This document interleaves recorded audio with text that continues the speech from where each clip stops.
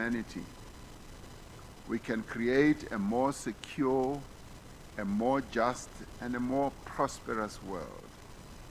And together, we can ensure that no one is left behind. I now say that this gavel of this G20 summit formally closes this summit and now moves on to the next president of the G20, which is the United States, where we shall see each other again next year. The summit is therefore closed. And that was the President of South Africa. And we right off with you, AALIYAH. We want to get a holistic perspective from you regarding the 2025 G20 summit. What can you read of the just concluded summit? Great beginning question, just to kick us off. I think we as a country definitely we're seeing, from whether it's issue-specific experts that dealt specifically with issues like debt sustainability, disaster resilience, energy transition, to media outlets, to international kind of experts.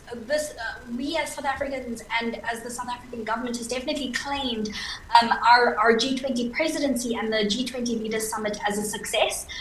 The fact that we adopted a declaration by overwhelming consensus from day one of the summit was definitely a success, but more so that success is rooted in several kind of wins, I would say. Number one is that several issues that we tabled at the start of our presidency, specifically debt sustainability for low and middle income countries, was firmly planted on the agenda with kind of legacy initiatives that we will see kind of go beyond South Africa's presidency in what hopes to be kind of cementing debt sustainability and debt restructuring for middle and lower income countries as a longer term issue that definitely affects all countries within the G20 and outside of it. Number two, I think a second kind of win that we would claim is that, more fundamentally, that while the US kind of lodged various kind of attacks on South Africa's presidency, from its thematic focus to various kind of progress points throughout its presidency, and eventually its boycott, the government kind of pressed ahead, and I think that was a big diplomatic win, showing the fact that we were kind of sticking to our guns of multilateralism as opposed to multipolarity and cooperation as a means of fundamental global problem solving. I think that has largely been, one might say, one of the biggest wins coming out of this summit, is that we didn't give up, we didn't, falter by any means, and that it wasn't essentially us alone. It was the biggest show of diplomatic support I think South Africa has had since, for example, the fight against apartheid in the early 90s and in the Nelson Mandela era. Yeah. I think in that, and then going on to the kind of final point that I will touch on for right now, is that the summit really kind of proved the importance and the value of diversified partnerships in a world that is, and I'm sure my fellow panelists will elaborate on this, but in a world where unilateralism is, there's a really big push from it, both from the US but also from the Trump administration, specifically through things like tariffs, through things like cutting development finance, climate finance by any means. I think showing that kind of diversified partnerships is a viable and valuable strategy to overcome kind of any kind of, or overcome the kind of, or mitigate, I would say, the consequences of this very inward push by the US. I think it's a really big win that South Africa has taken, but more so in a way that it's led by example for other middle and lower income kind of powers, to show that we have convening power if we don't have comparable economic power to our fellow countries like the India, like China, like even Russia. So I think the choice of cooperation of over session really solidified multilateralism as a kind of a fundamental tool for all countries, big, small, developing or developed, and I think that's the main takeaway from this G20 Leaders Summit. Absolutely. Thank you so much for the holistic interpretation of the G20 summit, of course, diversified partnership or cooperation. And in the same perspective with you, dear Purnima, we know that from the speech of the President Ramaphosa, we can see that the Global South has been leading the G20 over the years, and we saw that just concluded. In the preamble, we asked the question if the culmination of the 2025 G20 summit opened the way, or was it a litmus test for the multilateral platform. So what can you say is your own perspective regarding the just ended summit? Clarisse, this was very good speech at the closing remark of President Ramaphosa. It is an integrated African priorities into global agenda, focus on depth, sustainability, climate resilience, and development global perspective, emphasize the need of developing countries concerned to be central to G20 effectiveness, and showcase a shift in the forum's focus towards Global South. So this I observed from his speech, because nowadays world is in turbulence and alliances are changing and new alliances are developing, and America is having their problems with all the alliances like BRICS, G20, G7, and all other international instruments. They are having problem nowadays. You know, you heard so much about tariffs and so many other restriction on different countries, like Russia is passing through sanctions from long time, and Ukraine-Russia crisis is not stopping. America and Western world is not having any solution. Similarly, in Hamas and Israel, the disputes are continued. So we don't have any solution. And if we observed on these problems, problem is conflict, how conflicts are developing at our borders. This is a big agenda. And we are investing our huge money instead of education, culture, and human development. We are utilizing our economic growth on the weapon industry, and we are killing our young people. So this is the new world, what we are observing from last 3.5 years, and no country is having solution. Now, what South Africa did during last few years, if we observe, South Africa came in the center of the focus of the world stage, because they organized BRICS Summit. Absolutely. And they invited all the global heads. And similarly, now G20 was very important. And I am observing during last 4 years, G20 is happening in BRICS countries. First Indonesia, then India, then Brazil, Malaysia, and now it is in South Africa. And similarly, BRICS summits are already inside the BRICS countries. So we are in the central stage of the world. And what America did, it is responsibility of America to send his representative or to come by himself, because America need more collaboration with Global South. But they are not understanding. They are still they are in their hegemony, in their controlling powers.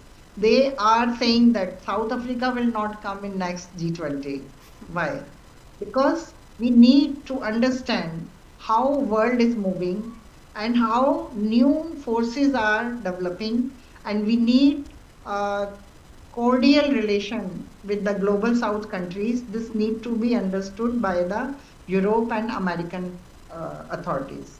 So what President Ramaphosa said was wonderful, and he gave very good message to the world, and South Africa prosperity and climate resilience and all the need of their people's development is first priority for South African government. So this is all important, that women, youth, climate, these things he focused, and it is really important that presidency and government should think about their people.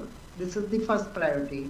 Absolutely. So I'm really impressed, and it was really good speech. And I hope world will take lesson from South Africa presidency of G20. Thank you. Absolutely, like you've highlighted, including the African agenda or the African priority in the global agenda.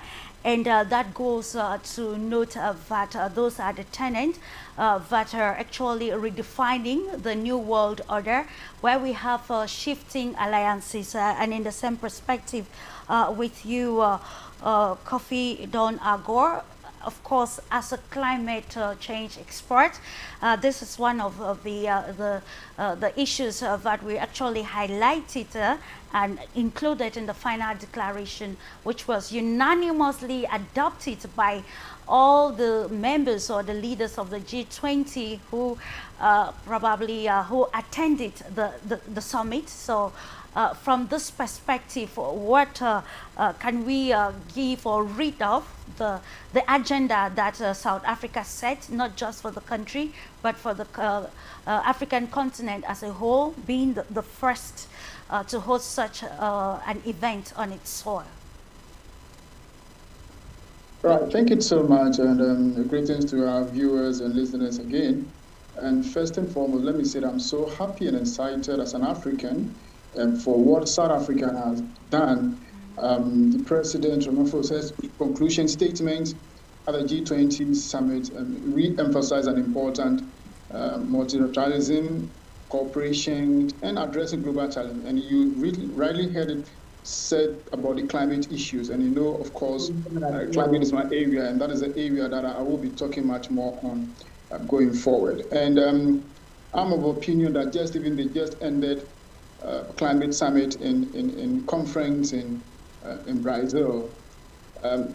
In as much as we're expecting more actions to be taken as far as climate financing is much concerned, I mean, those are the areas that we're looking at the conference. So looking at the statement that was made by the South African president, I'm of opinion that issues of climate change should be one of the things that we should be looking at it, because climate is what affects all sectors of our economy. It's climate change that affects every facet of our life.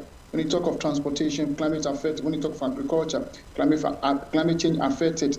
So there's a need for us to really look at climate-related issues. And we at the Global South having serious impact as far as climate change is concerned. And you can agree with me that when you talk of drought, when you talk of things that are challenging to the African people, I mean, if we start talking about it, we won't end it today. So I'm very excited and happy that the president did talk about it. And one other thing that other speakers have also indicated about the African agenda, where he emphasized that the development for priorities, including climate change, which I've indicated, and debt governance, and then trade and humanitarian assistance. These are the things that Africans also need. And then you also talk about global cooperation. And I think that we need to have that kind of partnership with, I mean, all of us have to get our partnership among ourselves to make sure that we are able to resolve conflicts, poverty, and inequality. And also, we build that kind of resilience. In Africa, we don't have much resilience. We haven't built much resilience. And that's the reason why when climate-related issues, climate drought affect us, it is very deep. It goes inside out very deep. So we need to build that resilience. And then you also talk about the African voices, where he reiterated that Africans' aspiration to become a strong, united, and influential in a global player as partners, it's very key, because we need to, as African continent, I believe and we all know that what we have as resources, it's what the world is always focusing on and depending on. So as Africans, if we do not unite, if we don't come out strongly to be able to push our agenda, we'll continue to be where we are. And I'm very happy the president did indicate it on that. So overall, I think that the concluding statement by the president is so significant at the G20 summit. And then promoting global cooperation is the key. So for me, I think South Africa has done well, and we must all applaud South Africa. And also look ahead to make sure that the right thing is being done for the people of Africa and for the global world. Thank you. We actually lived the Ubuntu philosophy in South Africa during the Maiden Summit of the Group of 20. And back to you, Professor Jagdish. We want to also have your probably your own perspective holistically of the summit, noting that India actually worked, participated in ensuring that the African Union be granted the permanent seat at the G20, noting the gavel was given to South Africa in India. Thank you, madam. It is said that history is politics of yesterday. History is politics of yesterday, and politics of today is going to be history of tomorrow. So we have created history of tomorrow now. The G20 meet at South Africa, Johannesburg, has been historic one in more than one ways. Number one, it was the first ever G20 meeting held on the African soil. Number two, it was perhaps the first meeting where USA was absent. And thirdly, it was the first meeting where the government for the next meeting could not be handed over to the incoming presidency of US. So there are so many things historic about it, and really it's going to be really part of history. Now you see, G20 is a platform, and perhaps the only platform where the developing and developed economies sit together to find out solutions of the global challenges, to converse and share ideas. It becomes a bridge between developing and developed world, and this should not be berated by any of the powers. South Africa has been one of the founding members of G20 and now actively involved in BRICS, in IPSA, and so many platforms. So we must acknowledge that you can't take South Africa or the African continent lightly. It must also be noted that 4 consecutive G20 meetings have been held in Global South, that is Indonesia, India, Brazil, and South Africa. So it is in the imperative of Global North to support Global South, because now the narrative is shifting, as your program name says, narrative shift. Narrative is shifting, and sooner we acknowledge it and cooperate and collaborate with each other, better for the whole humanity. It is said that 75% of the future growth will come from Global South. So I take it as not only the success of South Africa, but the whole Global South to have stronger saying in the global agenda. The tone, the content of Cyril Ramaphosa sir in the speech says itself, and later in the official statement issued by the Presidency of South Asia, that dignity is important for each and every country, and nobody can demean it by any means. It is in fact the power of G20 and the narrative that is being shifted, that you must know that although US strongly boycotted and had very discriminatory words being used by the President of USA, towards South Africa, but none of the allies of USA boycotted it. This is a point to be noted. EU was there, and later EU summit happened. Later IPSA happened. And IPSA is not only a group of 3 countries. They represent 3 continents. Absolutely. And 3 major economies. So it is better for everyone to acknowledge the narrative that is being shifted and to acknowledge the role that Global South can play in the welfare of the whole humanity. So I think this has been the major historic thing that has happened in this, which I wanted to point out, besides whatever declaration had been said. And another thing to be noted, that in spite of no participation from USA, the consensus was achieved in declaration. That is another point to be noted. So things are changing, and we are happy to make history on several grounds. Absolutely. Thank you so much, Professor Jagdish. Indeed, things are changing, the world is evolving, and we are living the new realities. Africa writing its own agenda in the global perspective. And now, let's have a holistic geopolitical interpretation of the G20 summit in Johannesburg with you, Dr. Enrique.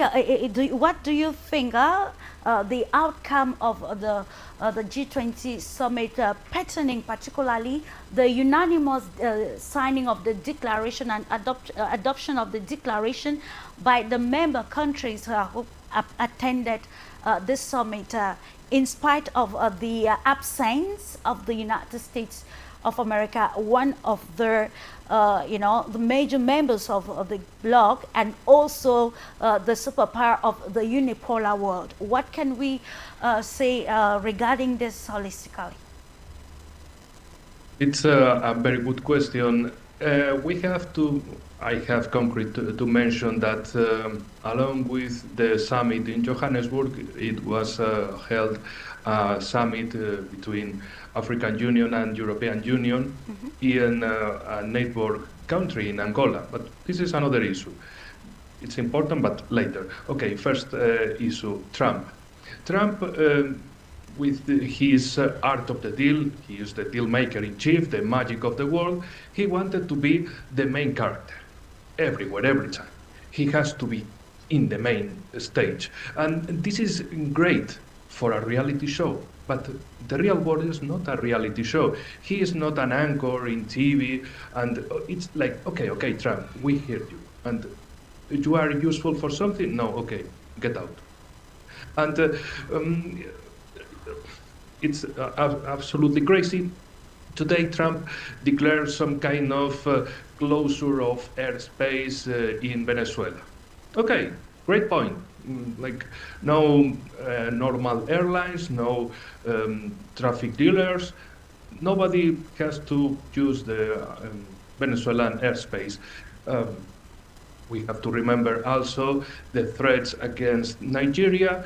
Mr. Trump was very cared about the killing of Christians in Nigeria, but nothing about in Middle East, by some reason. It's Mr. Magic Trump. And in the case of Johannesburg, he wanted to take out the bad powers as South Africa, but like maybe in the future, in the next G20, yes, maybe USA won't be there, not South Africa, or maybe the global South can create their own G20 without USA and maybe without some other European powers, because in the European Union, they are obsessed with the war. In the African Union, European Union Summit in Luanda, in Angola, some days ago, yeah, they talk about great things about towards a prosperous and sustainable future. Okay, I don't know where is this future, because in the case of Europe, everything is related to a mobilization plan against Russia. Okay, sustainable future. I don't know, maybe tanks with solar panels or something. Areas of peace, security, and governance. Okay, another joke, and especially as regards migration and mobility. When I was reading the declaration, it was like, okay, European Union wants only from Africa cheap workforce, nothing more. Okay, crazy points, but that's the reality. And about G20, they were again like, okay, we have to push our interest. As another times in G20, there are like the G7 inside making their own lobby in the question. But the general provision, the declaration of the G20, it's very interesting: multilateral cooperation, macroeconomic policy coordination, global partnership for sustainable development, and solidarity. Solidarity, okay, very good concept, but now in Europe there is not like thing. And I would like to finish with special thinking. I mean, do you have to consider in Global South, in Africa especially, because we are here in an African channel, that if the West, I mean USA, doesn't respect any other, neither the European countries, they don't respect anybody in the world. And the European Union authorities and many other presidents in Europe, they don't respect their own people. So you can't expect respect for African peoples or for Indian people, because they don't respect their own people. They are telling us that we are bound to a war. Now the limit is 2029, a war against Russia. In Germany they are talking about this, and France is talking about mobilization, and that's the future in Europe. A war, okay. So my recommendation for you, go away, run away very fast.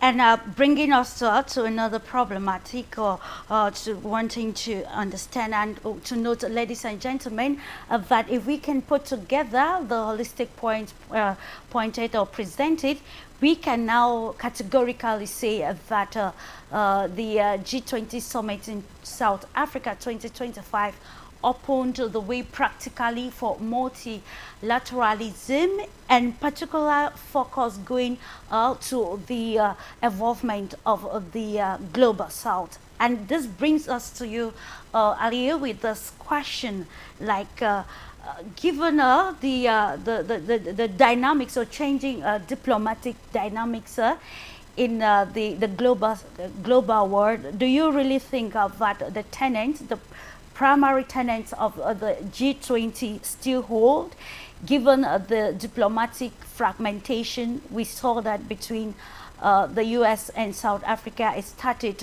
with, some months ago when a video was presented, which was later noted to be a fake video of a white genocide in South Africa.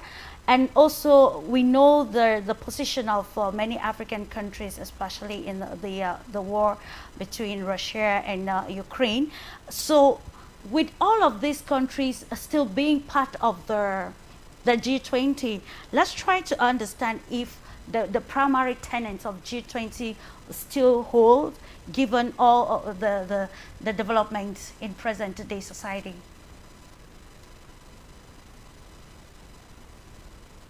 Hi, AALIYAH. Please, Sorry, okay. I'm going to answer your question in two parts. And the first is really going to deal with the kind of latter point that you mentioned about South Africa and essentially the onslaught it is faced by the Trump administration.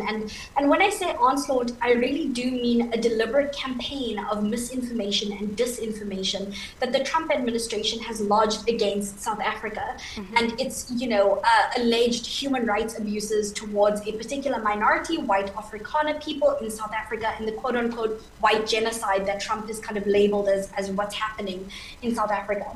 Now, when we talk about this issue, I must emphasize that South Africa is the first country in recent memory that has faced this level of a campaign of disinformation and misinformation from a power as big as the United States, directly from the head of its administration, President Donald Trump.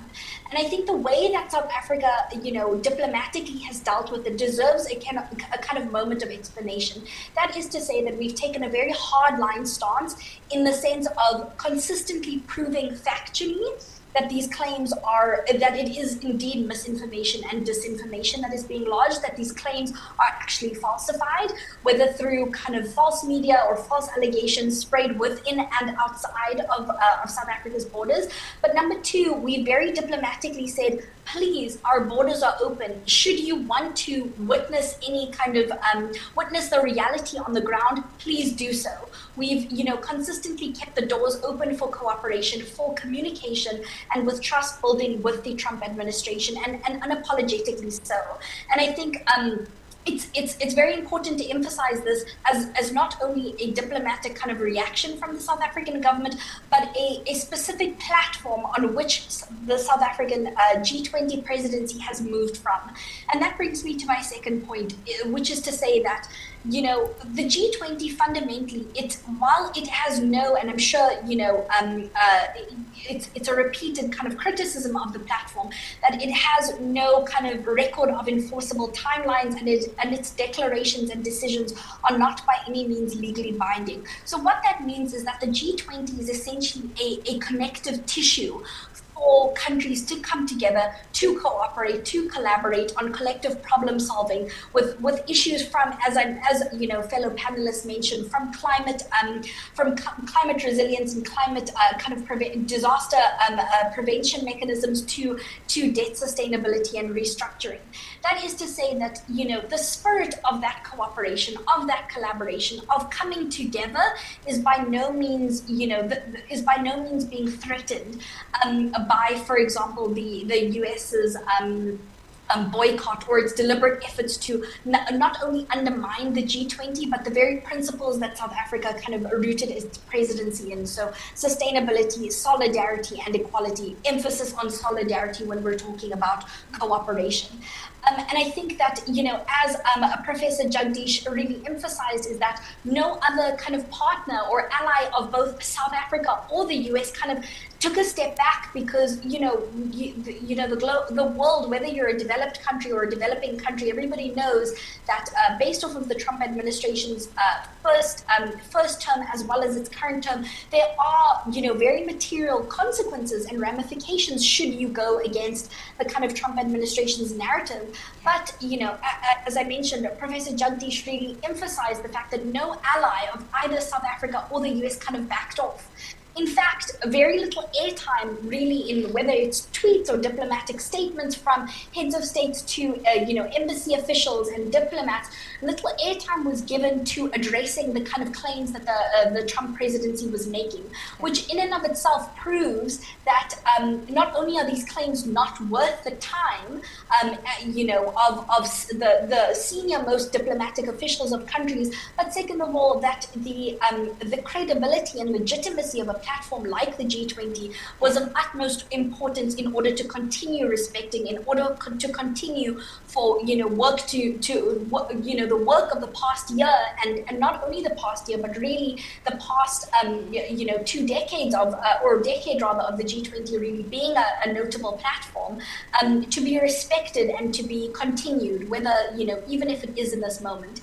Yeah. I will say, just to close, is that I'm sure, you know, my fellow panelists have also considered the kind of very real threat and risk of the G20 being hollowed out under the presidency of the United States, which is not at all kind of premature. It's a very real threat and risk, given that, you know, senior diplomatic officials in Washington have said that, you know, the Trump administration's intentions for its G20 presidency are to really go back to the basics, and I quote that.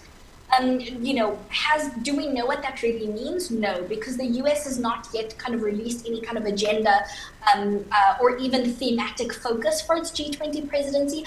But I will, you know, very boldly be so bold as to say that should the initiatives that were launched during South Africa's G20 presidency, for example, the African Engagement Framework or any G20 presidency, you know, under the likes of India, Brazil, Indonesia, and Malaysia, should that work stop for the fact of the Trump presidency not giving it any kind of airtime or legitimacy or credibility to continue under its watch? It will be an act of kind of institutional vandalism, for lack of better phrasing. It will be quite detrimental to the middle and emerging powers that really rely on forums like the G20 to kind of stage certain issues like debt restructuring, which greatly affect the developing world.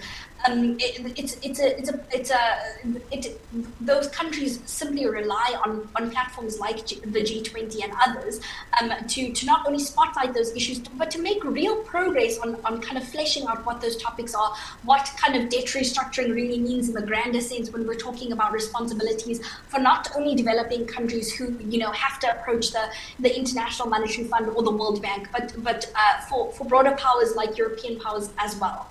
I will say that, you know, more proactively, and this is my final point, is that, you know, as we saw over the last, you know, week or two, we've seen that President Donald Trump is trying to actively disinvite South Africa from a future G20 forum next year in Miami, Florida. Number one, it's important to realize that, you know, as my fellow panelists acknowledged, South Africa is a founding member, so there's no kind of legal precedent to disinvite a country. There's no real, we can't even say that there's a language of invitations. As a founding member, you have, you know, a binding right to be there. Okay. So should South Africa, for whatever reason, not kind of be barred from participation in G20 activities beyond the summit, that's kind of another, you know, very real possibility. But my point is that proactively, I believe that South Africa should be thinking long term and consider the following G20 presidency, that's 2027, which will be held by the United Kingdom, which it has had historically good relations with, and, you know, consistently is the UK's strongest trading partner in Africa. And that's not only South Africa. As much as the conversation has thus far focused on South Africa and its success, it is kind of a vote of caution to my fellow panelists and other developing and developed nations, is to kind of look in the long term and not kind of respond reactively, but rather proactively. Because we've seen under Keir Starmer's presidency, they're far more open to what multilateralism means and kind of playing by the rules, so to speak, of existing multilateral and global governance institutions. So that's just a kind of proactive strategy going forward. I will stay with you, AALIYAH. From what you have said, we will want to understand the status quo of global leadership at this juncture, taking the case study of probably the diplomatic rift that we saw, the whole world saw, between South Africa and the United States of America pertaining the G20 summit. What can we say is the status quo of this global leadership in terms of the new perspectives of shifting alliances, new alliances, or, you know, new engagement with global South, global North, and other emerging powers? think, it is no secret that South Africa and the US diplomatic relations have consistently been strained over the past at least a year now. Strained in a way where it wasn't, one particular event or one particular kind of post on Truth Social. It's been a consistent kind of barrage of criticism, of discrediting, in a lot of ways, if I may be so bold as to say, humiliation of South Africa, of its, whether it's government or, even its work on the G20. So as much as I mentioned, South Africa's kind of diplomatic strategy has been to counter these claims with facts, as well as to kind of keep the door open for communication, it can't be denied that our not only our diplomatic ties, but have been kind of really strained, but this has also kind of filtered into very real material consequences for our trade ties with the USA. And that's, most evident in, for example, suffering of our local citrus industry, which has really affected employment levels, to trade, a very big strain on that particular industry, and others. I will say that as much as South Africa, and it's, before I end that point, sorry, that has also seeped into kind of regional relations. We've got the AGOR agreement, which, by all means was not looking like it was going to be renewed by any means, simply because of the US's kind of, not only its poor view of South Africa, but its poor view of development finance and development cooperation in general. And again, I reiterate that it is the Trump administration's very inward-looking gaze that we're really seeing have very material consequences for not only its kind of target countries like South Africa, but entire regions, that depend on certain agreements or ties for economic benefit. When we're talking about, what this kind of means for kind of shifting alliances or kind of the survival of various nations, both South Africa included, I think this is where, and maybe my fellow panelist, Dr. Enrique, can really hone in on this point, is we're really starting to see a kind of emphasis on diversified partnerships. And this has really come out strongly for South Africa from the European Union, that have, from a European Union level to European Union members individually, like the UK, like France, like Germany, come out in favor of kind of strengthening existing diplomatic and economic ties with South Africa. This was, of course, reiterated at the 7th African Union and European Union annual summit that happened not too long ago. Again, a real emphasis on diversified partnerships that go beyond, simply diplomatic kind of handshakes, but really, how do countries kind of diversify their economic streams, so to speak, or their trade relations, and how does this and how does that kind of not only mitigate the kind of gap, I would say, or the kind of vacuum that the US has left in a lot of developing countries, including South Africa, but more so to make, to kind of bolster individual countries' capacity to withstand things like conflict, like, for example, many African countries were greatly negatively affected by the Russia-Ukraine war, given that Ukraine is a really big provider of grain to many developing countries. So how do, it's not only diversified partnerships to offset, a true social post from the Trump administration, but generally when we've got several conflicts from that which is occurring in Sudan to Ukraine to Gaza in Palestine, how do we offset any kind of diplomatic as well as kind of material consequences of that through diversified partnerships? Okay, thank you so much, AALIYAH, for that. And in the same perspective, we continue to analyze the stakes, but then we look at to what extent this will, bring a positive face to globalization and international relations. Coming back to you, PURNIMA Anand, you quite mentioned about the BRICS member states who are actually part of the G20, and then we see the diplomatic feuds or contestation already among the group, derailing it from its primary objective. So from the perspective of the BRICS member states and the G20, what unique role do you think or believe that BRICS country can play in maybe re-echoing Africa's voice in the global agenda in line with decision making, especially as it comes to global organizations like the G20? This is really very good question, Clarisse, of the day, because the basic fundamental dimensions of G20 in South Africa was solidarity, sustainability, and equality. And this is also an agenda of BRICS summits, because equality and consciousness is the main important topic in our BRICS summits, because we are developing countries. South Africa, Asia, and many North American countries, they are developing countries. And if we observe from Second World War till 2025, countries get different levels for the development. We faced wars, we faced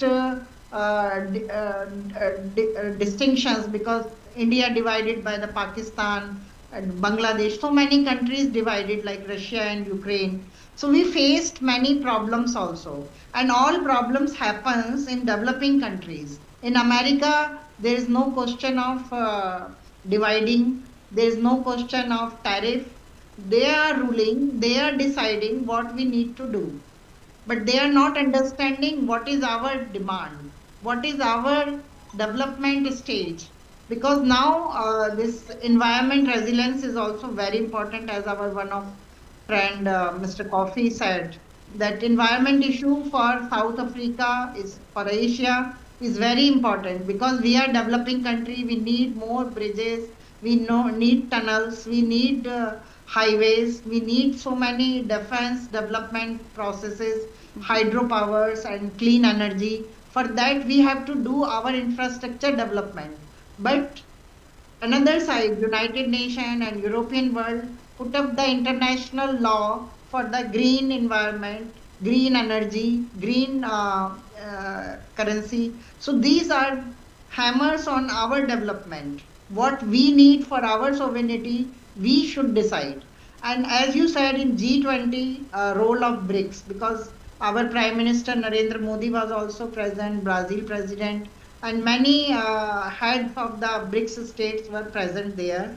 So it showcased the solidarity with the G20 of BRICS. So BRICS agenda is moving in G20, and South Africa played a key role, because only 1 year back they organized BRICS Summit, and now in 2025 they organize G20. So South Africa came on central stage, and they are playing key role for the humanity, for the global South development, for people. Because in Ramaphosa's speech we observed that he specifically spoken about youth, women and their people. So the leadership who is taking care of their soft power, women, youth, they are the right leadership. The leadership who is thinking about wars and weapons, it's not right time to think about that development. So we need solidarity, sustainability and equality development. And this we observed in South Africa, G20 and in BRICS summits. So now upcoming BRICS summit will be held in India, and our Prime Minister were present there. We saw that he is always speak about Vasudhaiv Kutumbakam. World is one family. So yes, we need to understand what is the meaning of family. Absolutely. What is the importance of family units. So we need to give clean environment to grow our families without fear, without consequences. We should not send our young generation to the wars. We need their cooperation into the next generation in artificial intelligence, because this era is closing and next era is starting after 2025. We will observe that mostly all companies, all infrastructure and all corporate development is happening based on digitalization, artificial intelligence. So all countries are having equal right to get the information and to do development for their future.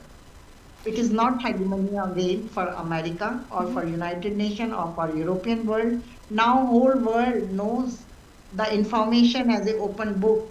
Through internet, you can get all information. So Yeah. this is a success of communication, technology, and innovations. And we are having our instruments to grow ourselves and for the betterment of our country. And union of BRICS countries and Global South will really play a significant role in our upcoming future development with respect, with regard, and with solidarity, sustainability, and equality. Thank you. Absolutely, yeah. And of course, how practical is sustainability and equality in a world that is highly fragmented diplomatically.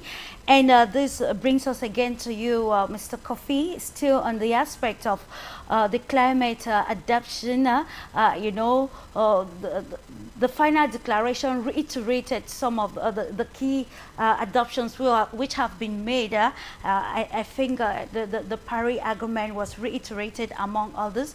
So as an expert and given the importance of this, let's have for your point of view on the practical steps that G20 countries can take to ensure particularly their support for African nations in building disaster resistance against climate-induced or related challenges, as was mentioned earlier in your holistic interpretation of the topic. Yeah, thank you so much for. I think rightly, and then other speakers are in the touch on it.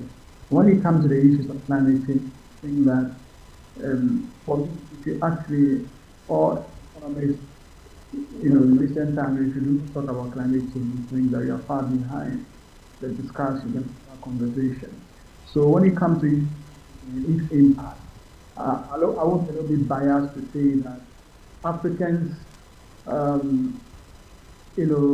support has not been as we've been expecting, as much as I know that Africans also have a role to play. Make sure that we also adapt to the issues and then also have some best practices that will also help us to not to emit some kind of bad gases into the atmosphere that will bring us the climate-related issues. Yes, so climate is with us. It's not far from us. It's with us in an African president, an African head of state must make sure that we work hard to make sure that issues of climate change are dealt with. We must have budgets for our climate-related issues. All sectors of our economy must make sure that climate issues are well discussed at all sectors of our economy. And that is the way forward. That is what will really help us. G20 summit that was held, after indicated the issues of climate change that were raised are very, very hard. And we as our network are working to make sure that issues of climate change are dealt well. People understand what the issues are. But let me tell you that because we do not understand what climate-related issues are, we don't know what climate change issues are. Communication is a very big gap, and that is the problem. So until we understand what the issues are, it becomes easy for us to be able to deal with issues of climate change. I believe most head of states in Africa, when we go for meetings, to discuss issues of climate change, it is important to re-emphasize the challenge that climate change is posing to the people of Africa. And that is what the discussion should be. And once we are able to do that and we understand we are able to connect ourselves well, we have our partnership among ourselves, we'll be able to solve the issues of climate change. Now, celebrating 10 years, the Paris Agreement, the Kyoto Protocol, this particular COP that we are attending in Brazil was the 10 years of the Paris Agreement. And it's important to really look at this agreement as to whether we'll be able to achieve what we want to achieve or not. And I must say that we haven't been able to achieve what we've done some progress anyway, but we've not been able to achieve the goals and the target that we set for ourselves. So it means that at our next technical meeting that will be in Bonn, issues must be tabled and discuss it and make sure that we are able to get conclusions, well-tailored conclusions that will help our economies to grow.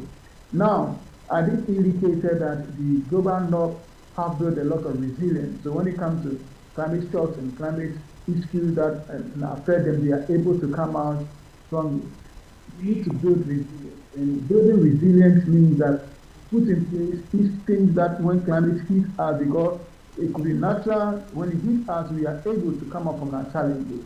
Yeah. Until we do that, we continue to have the challenges being faced by climate change. Because whether we like it or not, as it's been indicated, climate change is with us. And we must work hard to make sure that we take off the challenges from the burdens that our people are facing. When we talk about agriculture, it's one big of things that is affecting us. Because you cannot say you want to grow your economy without having a strong agriculture sector in your economy.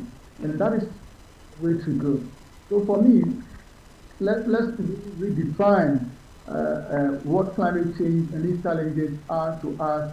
How do we understand it? How do we want to fight the impact? Because the phenomenon in the global north will be different from the phenomenon in the global south. And that is what we must look at, so that we fight it according to that geographical locations and how it's affecting us. And again, let me emphasize again that when it comes to the G20 summit that was held, I was again excited that climate issues was raised and it was talked about. But we should not leave it there alone. How do we make sure that we communicate issues of climate change to our people at the local level? Because the issues of climate change happen at the local level, and the local people do not understand. So I will say that the conversation is too high for the people, for ordinary person to really understand what climate-related issues are. So until we make sure that we strengthen our communication strategies, we strengthen our education as far as climate change is concerned, we will continue to talk about climate-related issues, because these are human-induced factors, human-induced activities that bring the issues of climate change. Yeah. So there's a need for us more education, more communication, have strategies for people to really understand what climate-related issues are. And every government must make sure that we make budget allocation for climate-related issues. That will really help us. Until we do that, I think we continue going around the circle, and we come back to the same thing that we're talking about. Of course, it's necessary to contextualize the policies that will actually yield sustainable solutions. In the same perspective, but away from the climate issue, we'll come back again to one other aspect which we think defined the theme of solidarity in the G20 summit. We are talking about human diplomacy, and I will appreciate Professor Jagdish if you actually throw more light or understanding on how human diplomacy relates with the summit of the G20 summit, like reflecting on the principles of the Ubuntu principle of philosophy that is a guiding ideology for Pan-Africanism and the African identity, which was actually emphasized at the summit, and how can probably multilateral cooperation foster the human diplomacy that will probably lead to inclusive growth for countries in Africa and maybe the global south at large. Yeah, you are right, madam. The spirit behind the G20 meet and the declaration at South Africa has been Ubuntu. That translates into I am because we are. Sure. And that means the importance of shared mutual coexistence. And that is what is again matches with India's philosophy of Vasudhaiva Kutumbakam, that is the whole world is one family. And in our G20 meeting in India, we had the slogan, one world, one family, one future. So we all share the future and we sink or swim together. So we have to understand this concept of Ubuntu. And same thing was reflected in Prime Minister Modi's address also, highlighting a concept of integral humanism. That is, the whole humanity, the individual, the society, and the nature, they are all part of a whole, integrated into one system. And anything that is considered in the policy making framework has to consider the whole humanity as integrated whole. And that is what is, I think, multilateralism is also the concept about it. And the world is moving towards multilateralism very fast. And as Prime Minister Carney of Canada also reflected, that the center of gravity of global economy is now shifting fast. So we have to understand that we have a shared future, and that was also reflected in the several initiatives proposed by Indian Prime Minister there. That is most important being skill multiplier initiative for Africa, with a target of training over 1 million trainers in Africa to guide in various skill sectors. And that will have a multiplier effect on the future generation also across Africa. And with around 60% of population of the African continent being youth, it will make a difference to the world at large also. So I think this concept of integrated humanism is something that has to be pursued, and with the aim that 3S, that is security, self-respect, and sovereignty. These three things are non-negotiable for any nation, and we must have respect the dignity of each and every nation, big or small, mighty or less powerful, and see it that since we have the spirit of Ubuntu, so we exist together. So India has the same concept, and we look forward to more such progress in the future on humanism being promoted. And I'm pretty sure I would like to mention one thing, that not everybody in US agrees with the whims and fancies of its president. So and we all agree about the unpredictability of his declarations.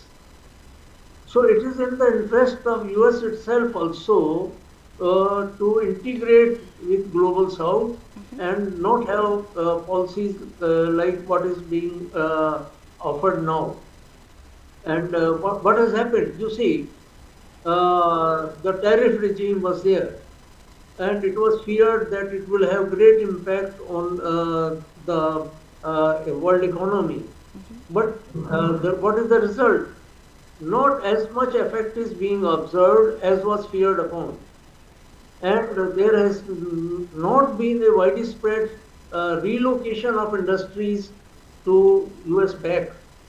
So things are moving, and humanities will take care of all the challenges in a positive, optimistic way.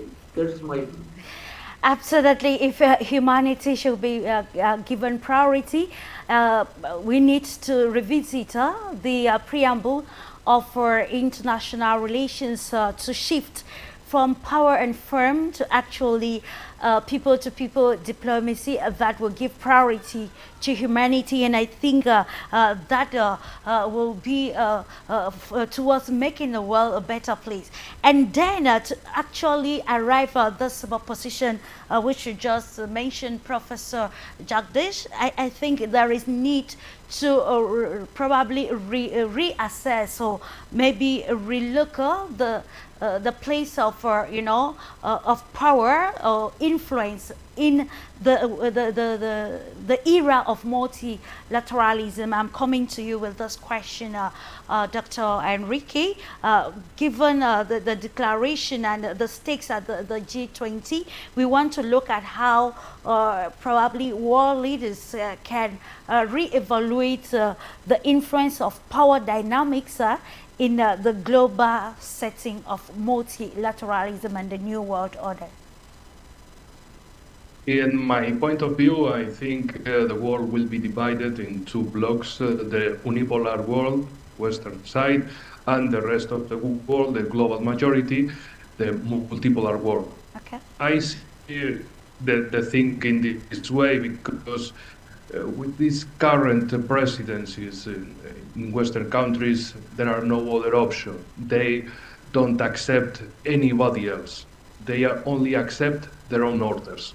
And this is not from the West against the rest. It's the West against itself, because these Western politicians are against their own peoples and, of course, are against other voices in the world. When, for example, our wonderful leaders go abroad, they are like, no, you have to fulfill our orders. But fulfill? You are talking with China, with India, with other countries in Africa, with Brazil, and you are not the chief, you are only another country. But as we can say, this world order based in rules is the order of the Western world, the unipolar world. They are some kind of, they have nostalgia from the 90th decade, the end of 20th century, the unipolar moment of USA, but this had an end. They are not again and again in 1995. It's 2025. The world has changed. Absolutely. And for example, in the case of USA, by one side, they are always pushing their own narrative. They are, it's even crazier. They are not shooting against the rest of the world. They are also shooting against Europe. It's not like funny, like a crazy joke. It's absolutely absolute madness. For example, about Canada, you have to become a new state of USA. Greenland, no more Denmark. We have to take Greenland from Denmark. Denmark, an ally from NATO. Okay, wonderful, magic. Or, for example, the Canal of Panama. No, we build them. So we build this infrastructure we have to take back because it's world order based in rules. And about other countries, no, you have to fulfill our orders because the threat of force. Oh, wonderful. Very solidarity, a very world based in goodwill, in some kind of deals, and yeah, magic, wonderful. And in the case of Europe, the mobilization, the creation of an scenario of war. I will provide you an example. In the case of Spain, this week has been published a new national survey. 57% of people in survey are considering that we will have a war against Russia. Yeah, of course, if you are talking about this all the time in media, yes, people start to have a fear from the war. And in other European countries, it's the same. They are pushing for the military mandatory service. But what is the most important? What is the view for the future to other countries in the world? That Europe is bound to war against Russia. Okay, 6,000 nuclear warheads. I don't know which is the solution from Europe against these 6,000 nuclear weapons from Russia. magic again, maybe. I don't know. I am not a magician. And in the case of USA, it's you have to fulfill our orders. You have to fulfill our orders. Yeah. India, you are a death economy, but we love you. And I can understand that the Indians are so confused. You are death economy, or we love you, India. And with the same with the rest of the world, the same deal making in chief. Okay, and you are the global hegemony in the world, and you are always making the Truman Show for the whole world is absolutely crazy. And other countries are trying to take the situation so serious because it's the future at the stake.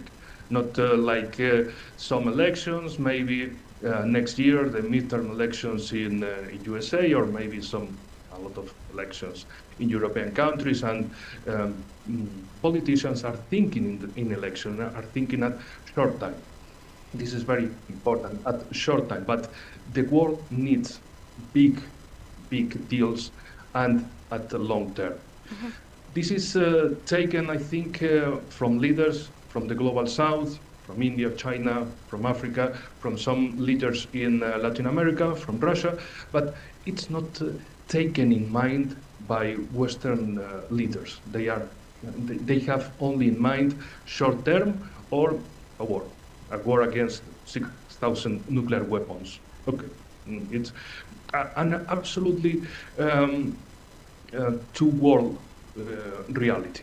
The unipolar world by one side, the world order based in rules, and the multipolar world that they are trying to create a new reality based on real grounds, on real results, and especially I would like to finish with a mention, especially to Professor Jagdish, because he was talking about EPSA.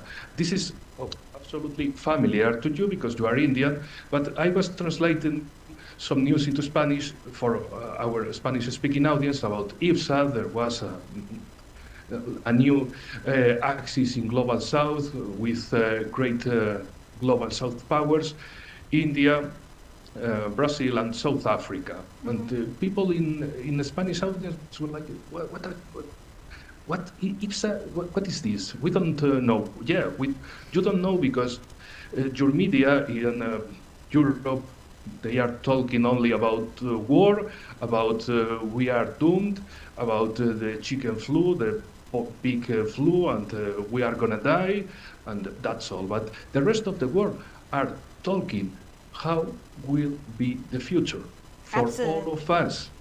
How are going to build a new reality? We have security problems in general, mm-hmm. but especially food and energy.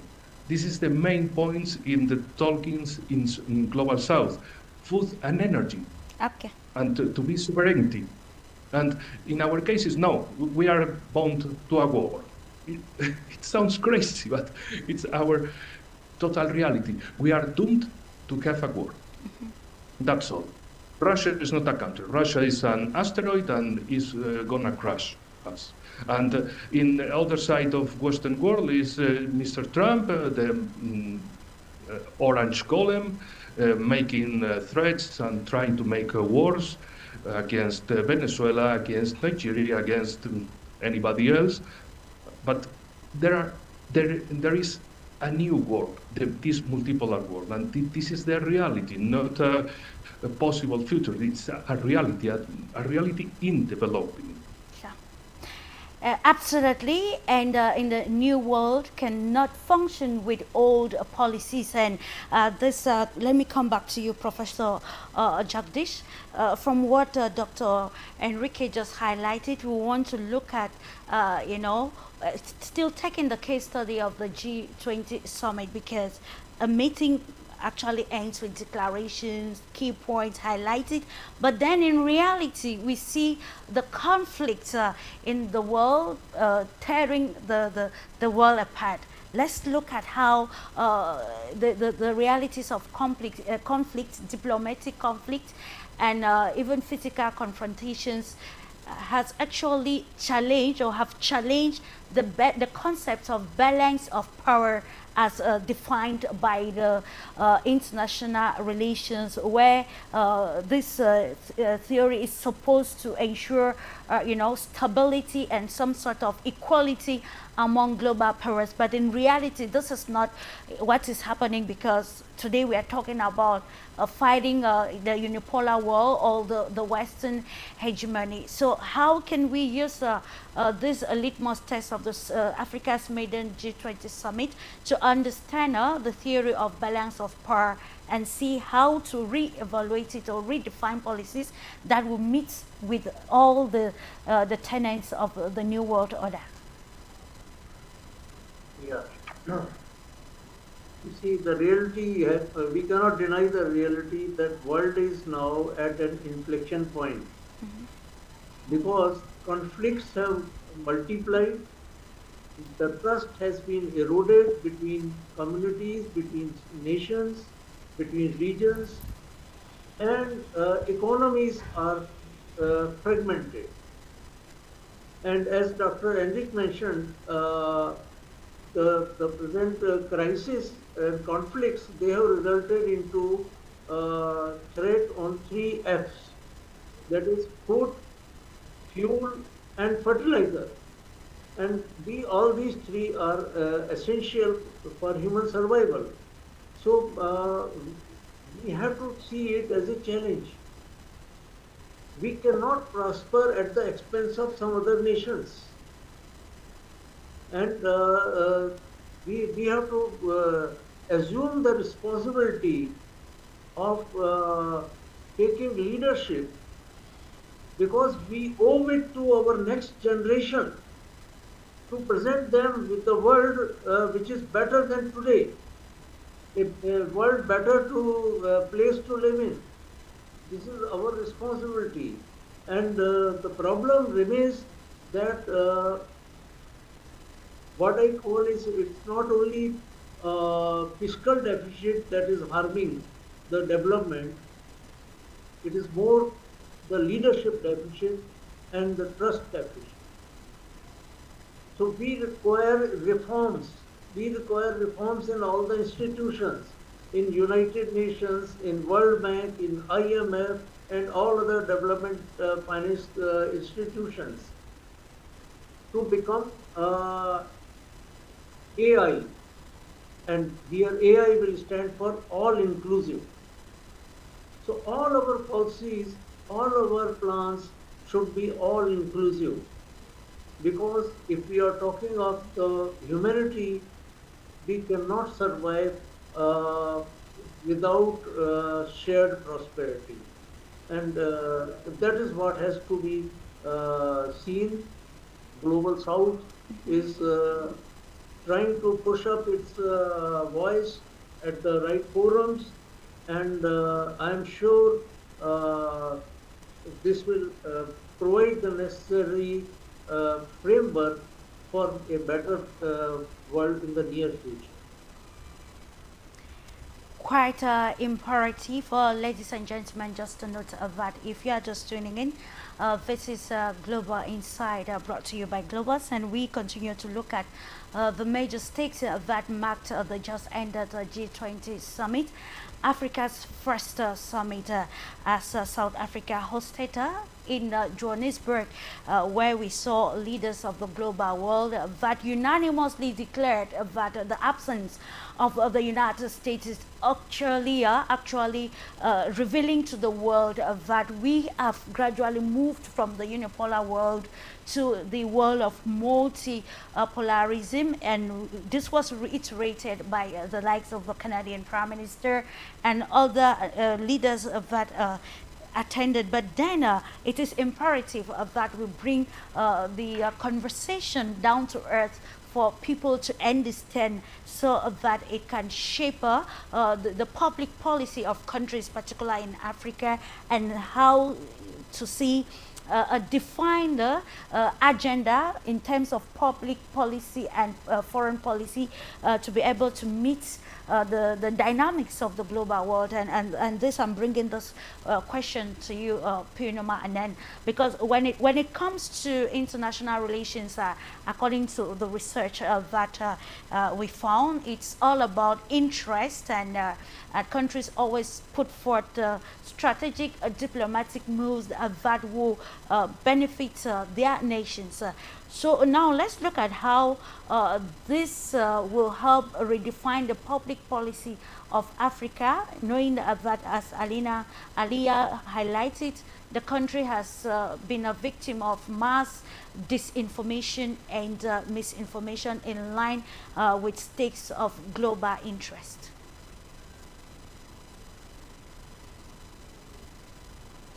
Purnima Anand, please, your mic is muted. Hello, yes. So as we know that nowadays we are developing media system. Information and communication is easy in digital age. That's why African voice is coming to the central stage of the world. Now we are thinking about, as AALIYAH and Professor Jagdish and Dr. ENRIQUE told, and KOFI Anandji also, KOFI Dan also told about different part of the G20 summits focus areas.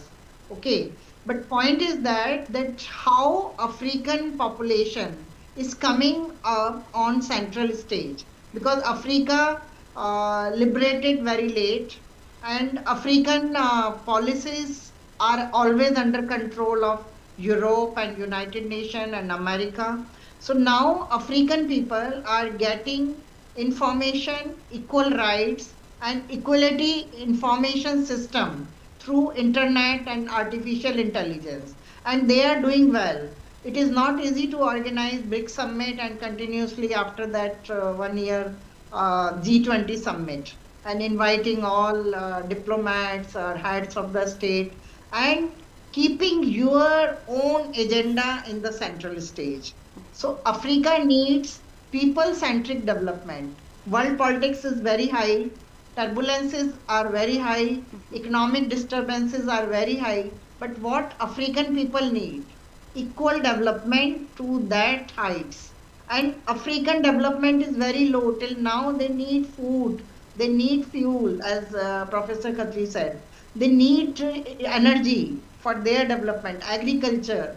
They need their houses. It is so low level that because they didn't get opportunities for the development during last 80 years, their development time is very low, very less. So we cannot compare African countries with America, and American agenda cannot be placed on African countries. So this need to be understood well in multipolar world or bilateral relation or multilateral relation, that development should be human centric for the benefit of people, and how we can make our lives better to live on earth. This should be the agenda, this should be the focus. And now this we can do through artificial intelligence age, because we can get equal opportunities to educate our people, equal opportunities to develop our agriculture opportunities, our energy opportunities, and our international relation from local to global. Because our Prime Minister Narendra Modi always raised this voice, Vasudev Kutumbakam. So means we have to develop our local people towards international development level. So local to global and global to local need to be make balance. And when we will develop our strategies, our policy makers and our developers, that they should think about last mile person at the ground level, then real development will happen. Then really we will say that yes, we are doing equitable development for our sustainable future. So this thing need to be focused by the policymakers. And now, as I am observing during last 10 years, this BRICS summits and G20 and other alliances forums are happening in the world. They are becoming more towards governments. People participation is not very equitable. Government participations are higher, diplomats participation is higher, or some economic and big companies participation is higher. But at at the level of people, if we see, this participation is low, because if these are international forums, they should provide opportunity to human-centric development and human organization, local organizations, and we should focus on nature. Environment resilience is important, but we are focusing in agriculture, yes or no? We are focusing on smart cities, high-rise buildings, but we are not focusing on agriculture, and in agriculture also we are diverting towards corporate agriculture. So one company or one big giant will do the agriculture. He will take small lands of the farmers. So farmers' freedom, farmers' rights are also going. So we need to care all these natural things in our life. If we will lose the nature, if we will lose the people, then there's no meaning of life on earth. So it is important that scientific technologies and innovation should be useful for the last mile person to live better on this earth. This is my words, and always I focus on human-centric development and natural life on earth for our peaceful and happy life. Indeed, when it comes to development, we work locally to the global, and of course, some people feel also note that when it comes to probably defining policies that will guide the nation, there is need to understand the international dynamics to be able to draft policies that will balance the narratives on the ground. And still talking about the energy level, I quite remember that the European Union under von der Leyen actually highlighted that Africa has been, relegated in terms of ensuring this development in energy, and announced 50 billion euro for investment in energy, renewable energy across the African continent. With you, Mr. KOFI. So how do you think of the African continent? Of course, the G20 summit has been hailed as successful, but then let's look at how Africa can be more probably useful within. Because at times there's some sort of, there's always a contradiction looking at the level of development across Africa, and then you see that there is a lot of diplomatic progress, but then it doesn't to an extent relate to the livelihood or the standards of the population that we highlighted, or the expert already highlighted. So now we're looking at Africa transforming, Africa taking to the next level, but that cannot happen without the industrialization or probably a strong energy that will propel the continent. Let's now look at how, given its position already at the global arena, hosting international events of great magnitude, what strategies or parameters can countries use to redefine internal policies that are very firm and practical enough that will solve the internal problems of the African continent? Yeah, thank you one more time. I think the other speakers have really said it right. When it comes to rejuvenating ourselves as far as energy is concerned, putting more energy in all sectors of our economy, I think first and foremost, and we continue to say, is that we need to, in fact, even our language is a barrier to the African development. And I know it is a strategy of the Europeans and Americans not to make sure that Africans do not speak one language. And that's a big problem. I'm in Ghana, I moved to the next door neighbor, Ivory Coast or Togo, and I can't speak French. How do we develop? Unless I go to Nigeria or Cameroon or whatever. But immediate people that are surrounded by me, either I speak English, they speak French, and we are not able to understand each other. So that should be another point that we should be looking at. For us to develop, we must have, because when you want to divide the people, it means that when they speak different language, you're going to divide them. So we need to look at that. Apart from that, partnership and collaboration is the word. We need to partner ourselves. Some years back, I mean just some few years back, I think there was a government in Ghana that was talking about gold for oil exchange. Something like a barter trade. Ghana was going to give them gold and they're also going to give oil. And I think it's a very good policy. What do you have? What do I have? What do I bring on the table? What do you also bring on the table? So you have this, I have this with Jojo, you have half of it, I also have half of it.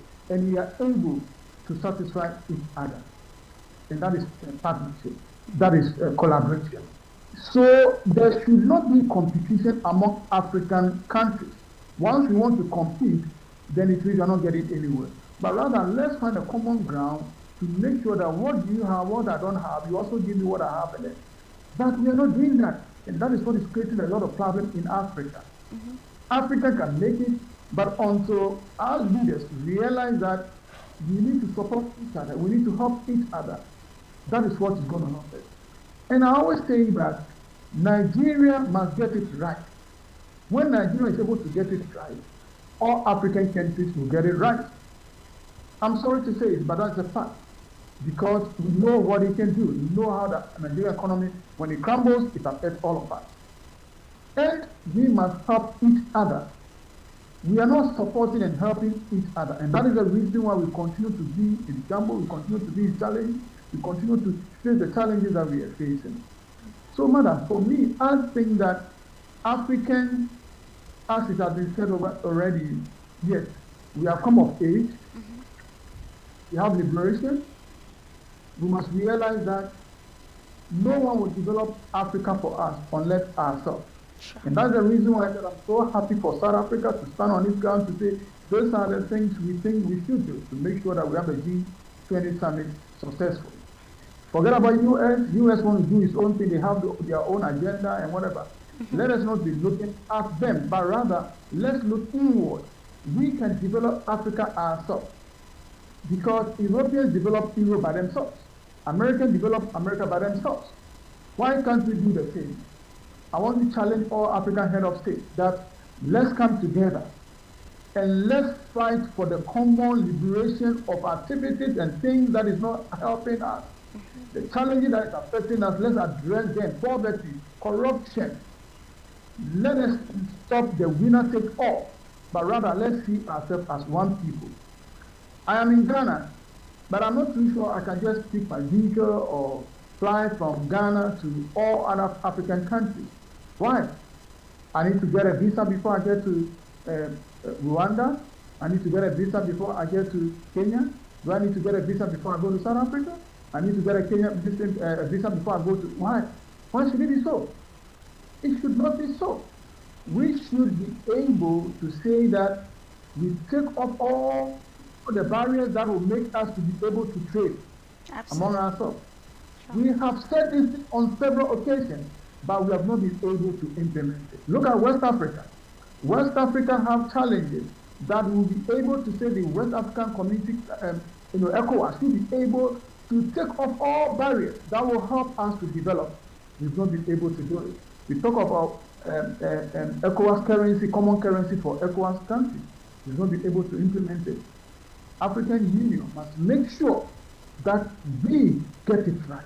Until we get it right, we'll continue to make all these statements, we'll continue to make good statements, we'll continue to have good speeches, we'll continue to have people making statements, and we would not be able to develop. So until we set those priorities and agenda for ourselves and we work towards it, we'll continue to be where we are. So unity is the first thing for us to look at it and make sure that the thing that will help us to develop faster. We talk about energy, renewable energy. Let's look at it. Absolutely. What can we do? Look at the sun. It shines in Africa. And we are not making use of it. How it happens? But rather, we will fancy so many other things personally to head of states. But the people at the grassroots level are suffering. Please, let us look inward. We will be able to do it. And I'll Absolutely. continue to say, as I've been saying it on your platform, that African people are the same people that can help to develop Africa. Also, we look within, we will not be able to get anywhere. Thank you. Indeed, African solutions to African problems, and this can be found in a strategic positioning of the country and continent and policies. With you, Dr. Enrique, before you leave, we would love to have your probably your analysis on mechanisms that countries, especially developing countries, can use to be able to survive under multilateral engagement, or why not bilateral engagement that will not see us in the next 5 years talking about being cheated, but then the rules of the game are now being actually noticed and studied by the people. Thanks to the internet and the plurality of the media organs, we already see that there is some sort of a compromise when it comes to that. So what strategic practical mechanisms are you proposing for countries, especially developing nations, to be able to survive in the era of multilateralism? Yeah, I consider the most important point is to search for concrete new allies, new strategic allies. There are a lot of countries in the global south, in the global east, with which African countries also share the same problems, the same necessities, the same needs. So it's time to change the focus from Western countries, Western world, because they are not even neither the top technological countries. And this is very important because in other times, okay, the industrial power of Western countries, it was overwhelmed power, but now this is not like that. There are a lot another countries very important, like for example the rising East, China, with India, with a lot of Southeast countries, the countries of ASEAN. They are also eager to a bright future together in the different circles of engagement.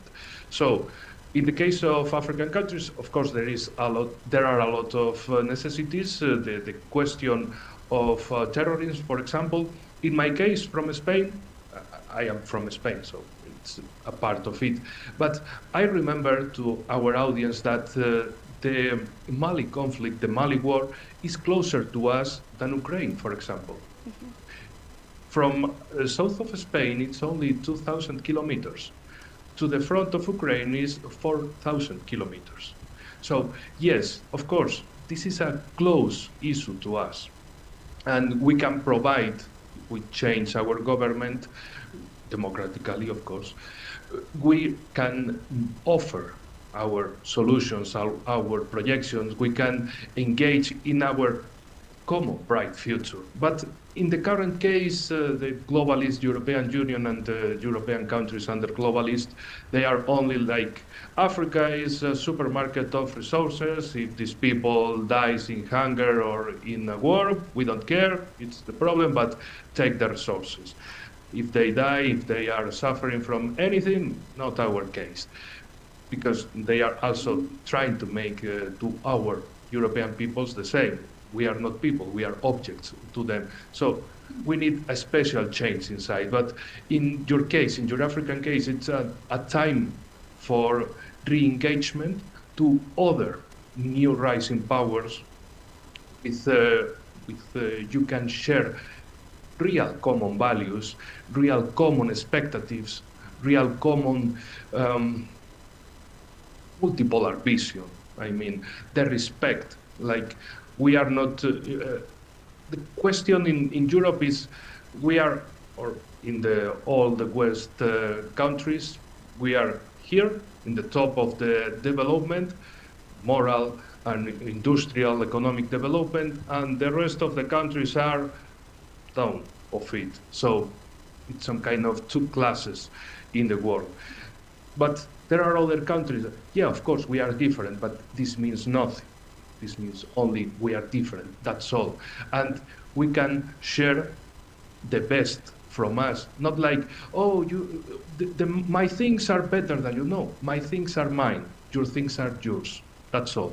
And let's engage in real content, in real respect and real results. And I think this is my best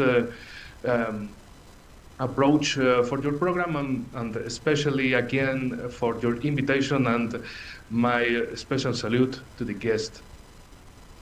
Absolutely, it's about engaging strategically to ensure that it benefits the population. We're almost culminating with the program. I will come back to you, Professor Jagdish.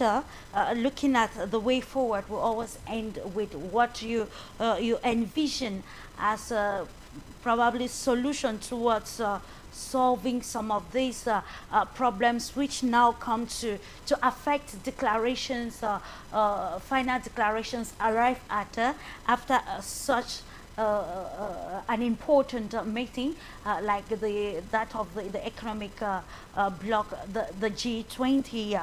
So now, what the question is, what should we expect next year during this summit in the United States of America? And Europe has already shown support for South Africa, pertaining the declaration coming from the United States of America, and they showed this support, reiterating that it is already affecting the USA internally and not South Africa. And it now brings us to asking this question, how this will affect the internal policies of the United States of America in terms of its bilateral relations, or maybe diplomatic relations with countries in Europe and elsewhere.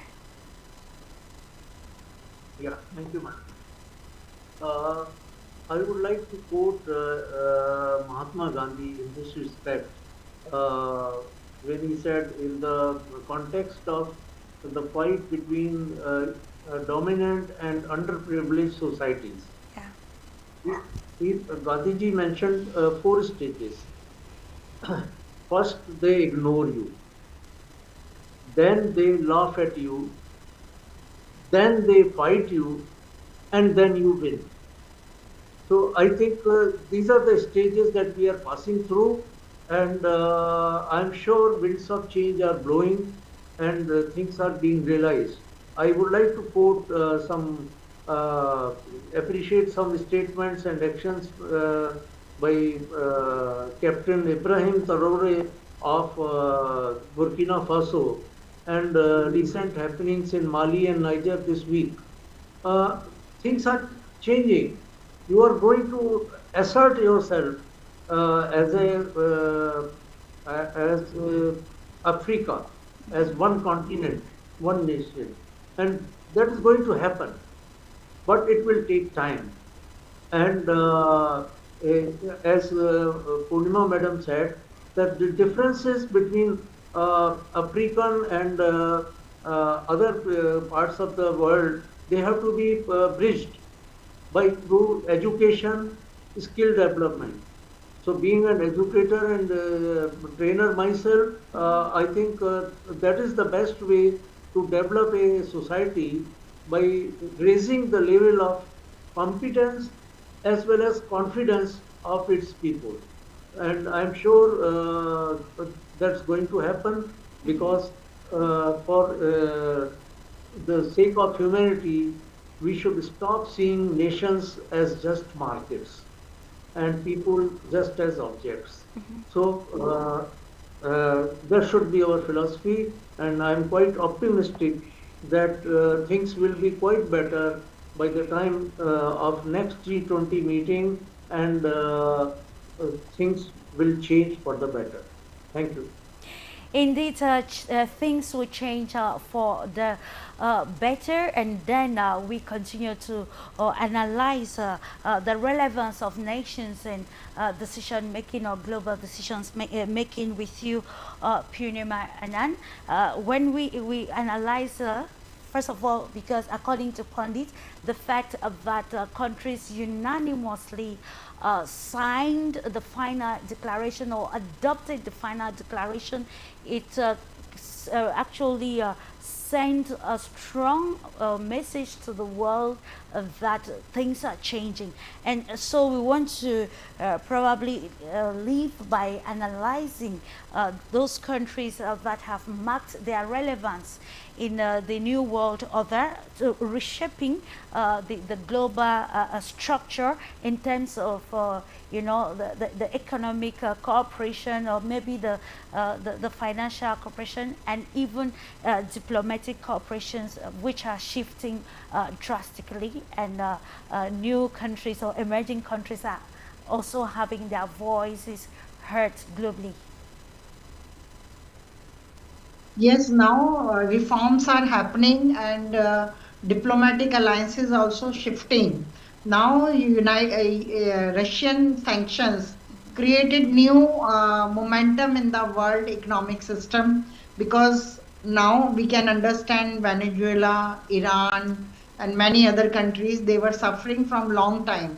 And now Russia is suffering since 3.5 years from the sanction. So now world new reforming countries are thinking what will be their future.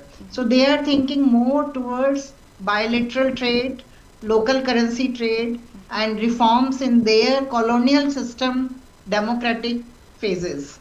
Now new democratic phase is also developing after digitalization, because people understand their rights, and all countries need to give support to their people to win the democratic system.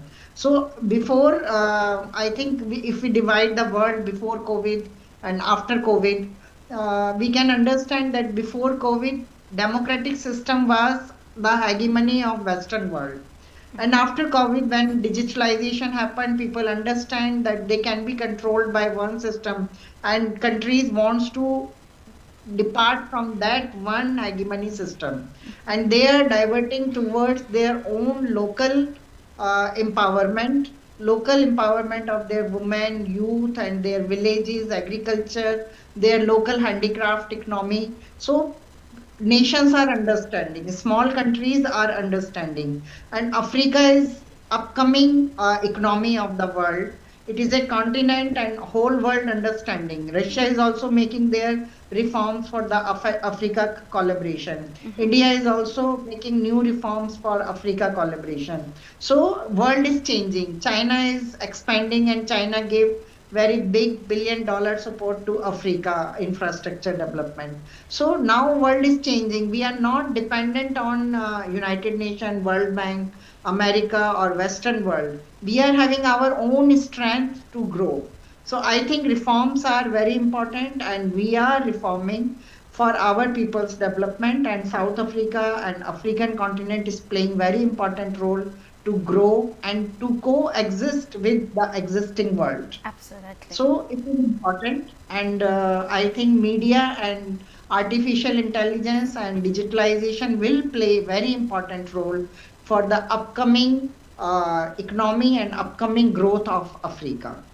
Absolutely enshrined in the future of multilateralism. We are going to round off with you, Mr. KOFI, and of course still looking at the importance of maybe global cooperation, which is reinforced in the philosophy of multilateralism, and how can this be a catalyst or an instrument to fight inequality and ensure global representation of countries, especially as they're looking forward. We are moving towards 2030, which is the deadline set by the United Nations towards attaining the Sustainable Development Goals agenda. But then we want to look at how the global contestations in terms of politics and geopolitics have actually revealed the lapses of this international organizations in solving global problems or interconnected problems.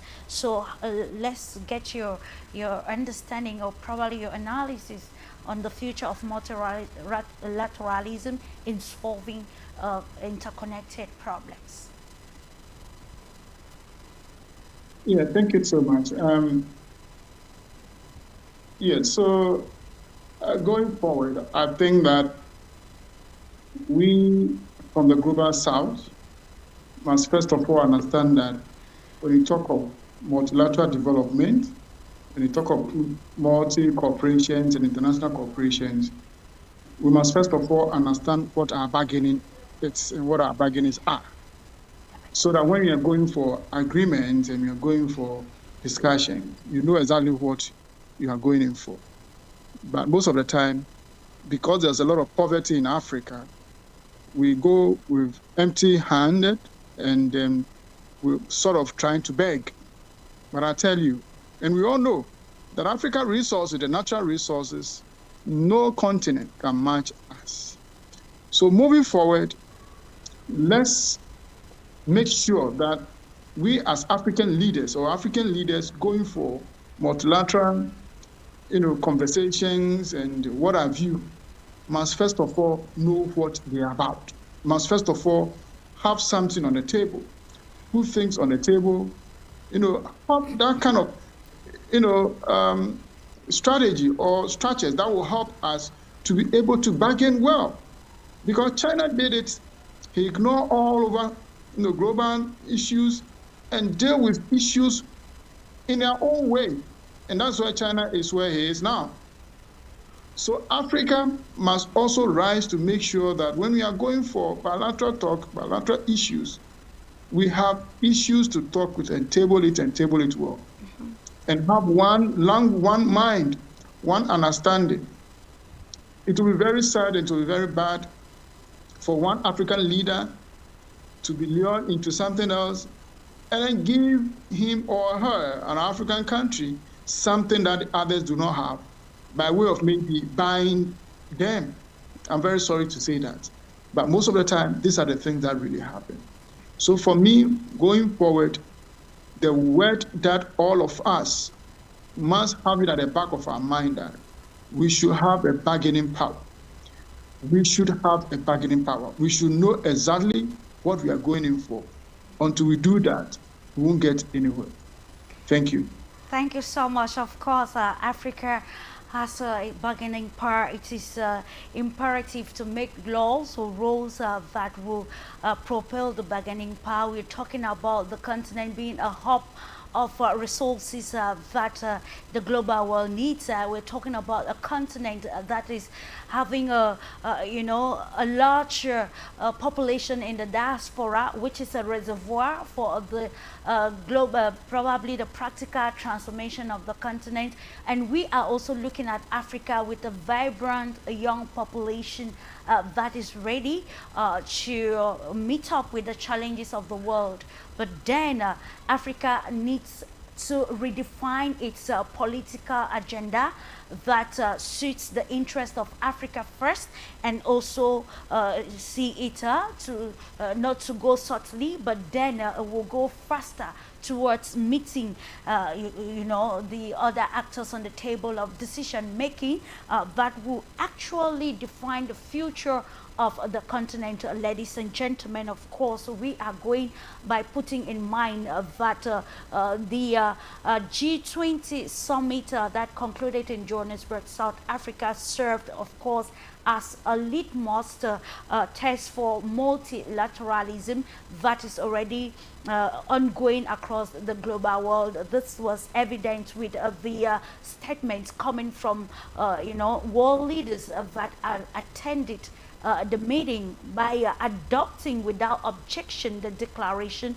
it also signals that, of course, Africa's voice is already being heard at the international level. We are also urging that great actors and even the media actors or civil society and other stakeholders should stay informed, because of course there is quite a polarization in terms of information that is across the world. It is imperative to stay alert, understanding the critical international dialogues that can now serve as a preamble for countries to redefine their policies in this era of multilateralism, to engage with organizations that promote the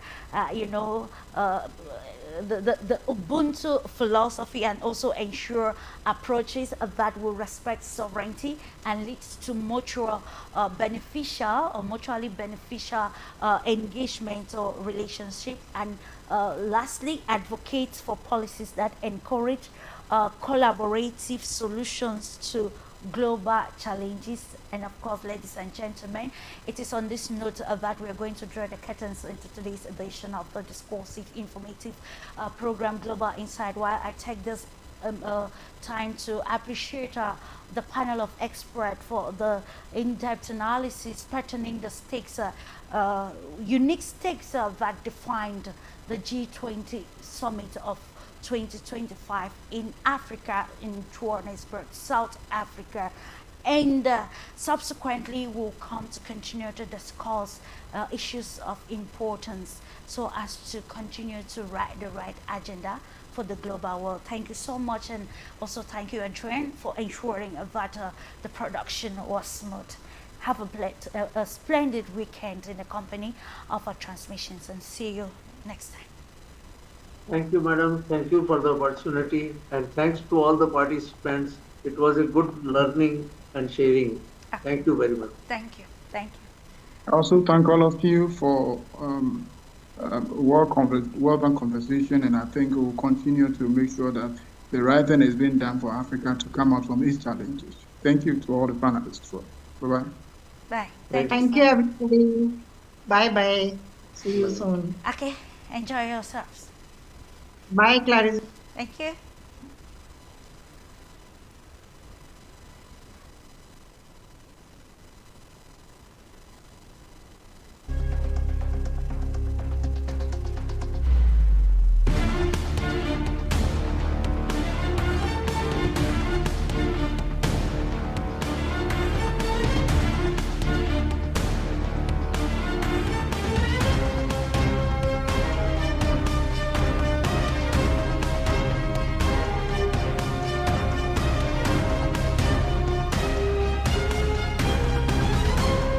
This program was brought to you by Globos.